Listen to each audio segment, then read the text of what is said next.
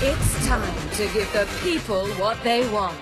It's Jalen and Jacoby. Welcome to Jalen Jacoby in for Jalen Anthony Rose. It's my friend, colleague, Amin El Hassan. Thank you so much for doing this, Amin. No problem. This will be the last Jalen and Jacoby of 2017. And we figured, what better way to end it than without Jalen Rose? This is the show I really want to do. And we have to acknowledge the fact that you have elf ears. I also have the hat, but you also have a hat, kept but falling off. So, but the elf ears are a good look. You know, 'cause some people that tune into the show halfway through the segment is gonna be like, I have no idea why that man's ears look like that, but good for them. Let's take a look at someone who may have had too much to drink. You know how the soccer hooligans get, and we've all been down a big escalator and decided to go down the middle. We have. You know when he gets hit in the crotch there, right.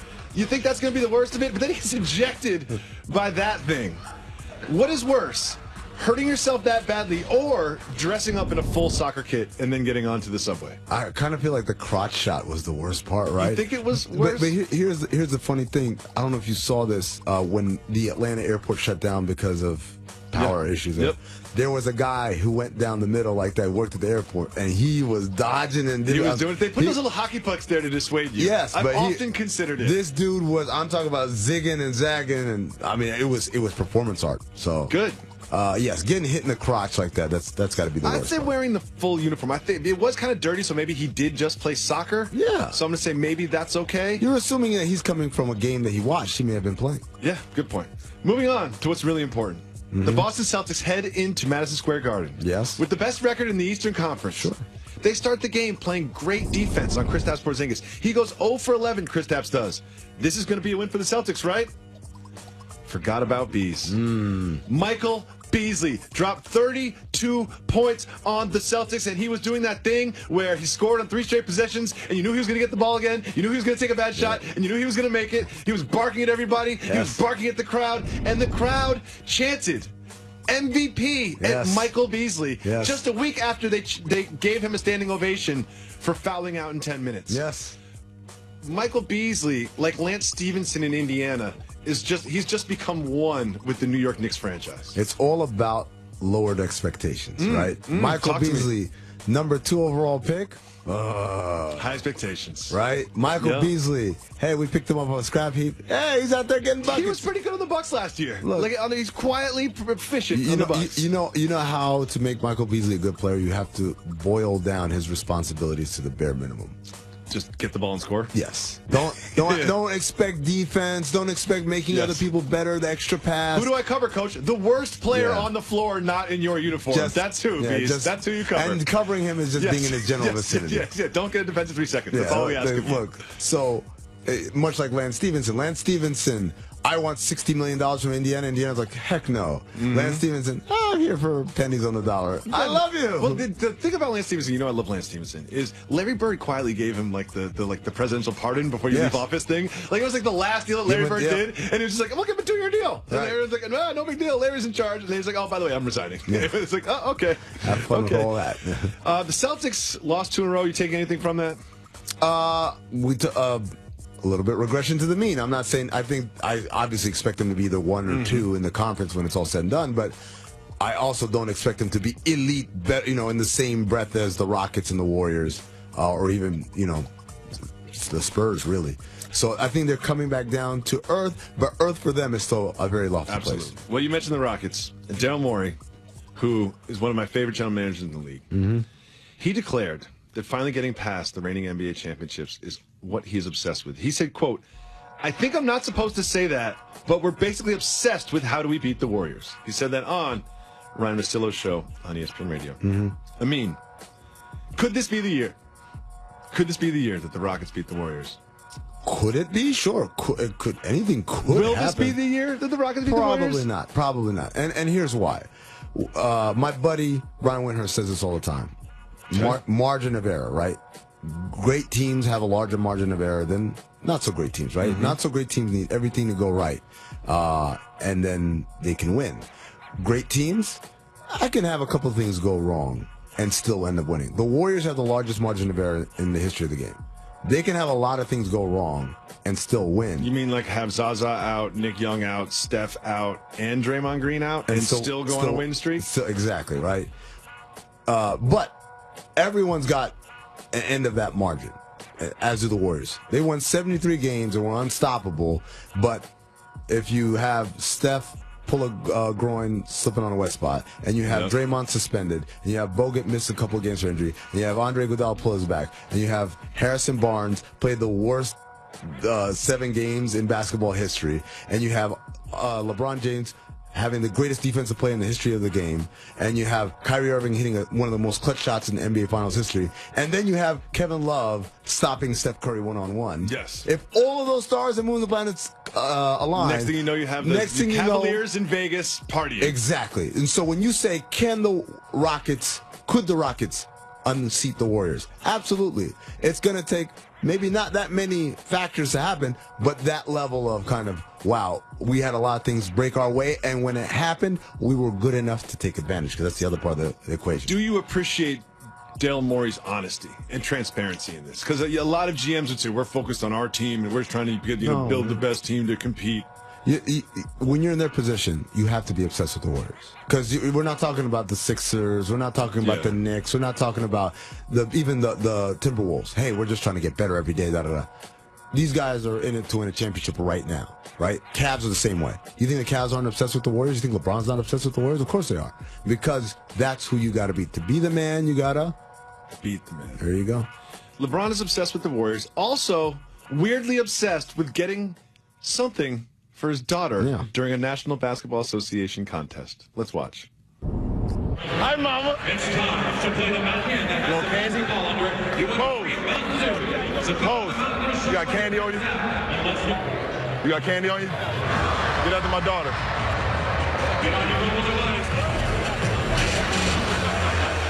You're welcome. You're welcome. A couple things about this. Who carries candy on them? You got candy on you? Who's got like a Snickers bar? Like, Lamar Odom, I suppose. Lamar Odom. To be fair, the equipment manager usually has this massive Tupperware bowl of all types of stuff: bubble gum, mints, sort of like when you go to like a strip club bathroom, like that. Yes. Like, it's kind of like that. Yes, it's he's just got like cigarettes. He's got Lucy's. He's got right cologne. behind the bench. Yeah. Cologne, exactly. Because you want to smell good for the strippers. Yes, of course. But yeah, so. To be fair, so it's not that crazy of a request of, do we have any candy? Yes, it is. He's going around. No. Do you have candy? The crazy part I don't have candy, LeBron James. The crazy part is when he escalates from the trainer or the locker room guy to like the assistant. Vitaly Potapenko is like, it's like I don't have candy. We don't have candy in Ukraine. Yes, right? But if you want to drop a play, like we can do that. But the other thing is this. How would your wife react to you giving the child candy when you're not the one watching the child? I like that. Yeah, because you're going to have a sugared up child. Yeah. It's have fun with in that. public and just be like, say thank you. That part where he just wants his credit for it. He wants his points for getting the candy. Also, something tells me that they have decent seats. And something tells me that if... Well, something tells you he could hear her talking. Yeah, if somebody needed to provide candy to the James family, perhaps LeBron shouldn't be the point of contact in that mission. Just throwing it out there. No. Because the point isn't candy. The point is, there's Daddy. Daddy, can you give me something? And Daddy gives you something, whatever it is. That's the point, and that's the cool thing. I'm just saying, though, as a parent, I know that the other parent in the equation who is forced to watch the child while I'm out here playing a game, playing a child's game, does not want the extra candy. Coming up next on Jalen Jacoby, Del Strawberry revealed that he was having sex during games in between innings. Lies. We'll discuss after this.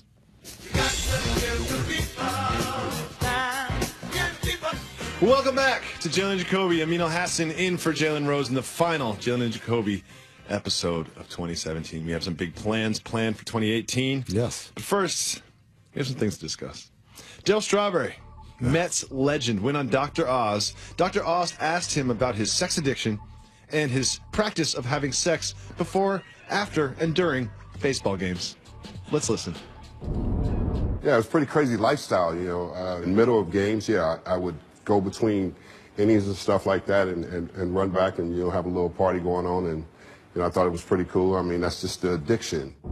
So he would apparently point out potential sex partners in the crowd and then meet them in the clubhouse. I have so many questions about the logistics of this. I'm gonna call BS on this one. It just seems like what young lady is just at the Mets game? You know what I mean? Queens took the 7 train out there, and it gets tapped on the shoulder and is like, "Would you like to have 2 minutes of sex with Dale Strawberry while he's waiting to go on bat and be like, no, I'm good. I'm just going to stay right here. Can I get a free hot dog or something, though? Yeah. This is the Wilt Chamberlain 100,000 women thing. Right? Yeah. That's like saying, it was a crazy time. And you say things to exaggerate just to drive home the point, we did crazy things. But not every crazy thing. Now, by the way, this wouldn't be the first time we've heard of professional athletes having sex in the locker room area on a game day. But usually, that's post-game, right? Have you ever heard of that in the National Basketball Association? Yes. Are you willing to name names right now? I don't think this is even a secret. The idea is that the Forum had a room. Really? Yes. The Lakers Showtime Forum. Yes, they had a room. Showtime wasn't just on the court. Yes, for Showtime, that extended after the You know final what? Somewhere buzzer. there's a guy named Kevin who had to clean that room. Oh. You know what I mean? And Kevin came home every night so mad. He was so mad. What did they draft him from Times Square? Kevin? Yeah, Perhaps. Like Perhaps we Kevin need a got some pro. tips. Yeah. Perhaps Kevin got some tips. Let's move on before we get fired. Yeah. It's the holiday season. Mm-hmm. People are giving, and people get things for their colleagues. I've made it very clear that I was not getting anything for my colleagues, so they do not need to get me anything. There you go. Reciprocity. They did guilt me into buying them lunch today, which is fine. That's fine. Which is fine. That's easy. No thought in that. John Wall doesn't have this policy. John Wall gave his teammates $40,000 Rolexes. Look at it right here. This is what John Wall got his teammates. John Wall can afford it. I can imagine that he got a discount.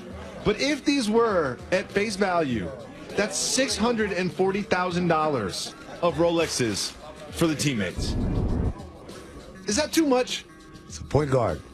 Is that too much? He's a giver. He's distributing? He's taking care of his guys, man. Here's the thing. Happiness is a function of expectations. Mm-hmm. And I just feel like he's setting the expectations too high for next year. Right. Next year. Because next year, Kelly Oubre is like, I wonder what John's going to get us this year. You get a $25 Target gift card. I wonder what John's going to get us this year. Same, and then he comes back with like, hey, I got you a Starbucks gold card. You can use this in the app. Plug it in. It'll be fine. It's funny, man. Much like you bought lunch, and there's nothing wrong with that, but it's because lunch is, it's pennies. It's not a big deal. Jacoby household. Something I can do. For him, I think it's the same thing. No, it's not. $640,000 is not. No. That's a large home. $649 is a large home with like a pool. Where? In the suburbs. Not in yes, DC. In the suburbs, you can have a lawn that you need a ride-on lawnmower, a pool, and you can have a basketball court for $640,000. Nah, now you're talking about. You're like an hour outside the city. Yeah, you're an hour outside the city. You're like by the airport. Manassas or something. Yeah, the planes come down and almost land on your sport court. But still. I think that's way too much. That's way too much to give. It is a little Kristaps extravagant. Porzingis' gift for his teammates. Timberland boots. Little customized Timberland boots. It's embracing New York City. It's about a $90, $100 value. It's perfect right down the middle. Hey, he's signing right down the middle. He's signing an Adidas deal, man. The least he could do is get some Yeezys or some hard to obtain stuff. I guess so. Don't get You know what's annoying about that is you had to go around and get everyone's size. That's the thing. No, that's annoying. No, you don't. A trainer has that. Good point. Equipment manager's got it all. So. That's a really good point. Yeah. Finally, we want to celebrate Christmas. Okay. And one of the ways that we celebrate Christmas is with a story time with Jalen Rose. You're familiar with Jalen Rose? Yes. Played in the Fat Five, NBA for 13, 14 years. Played in left-handed half guy? of the team, left-handed. Thanks so much for joining us as we take you into the holiday week. Let's play Keep It Moving. Let's do it. Keep it moving, keep it moving.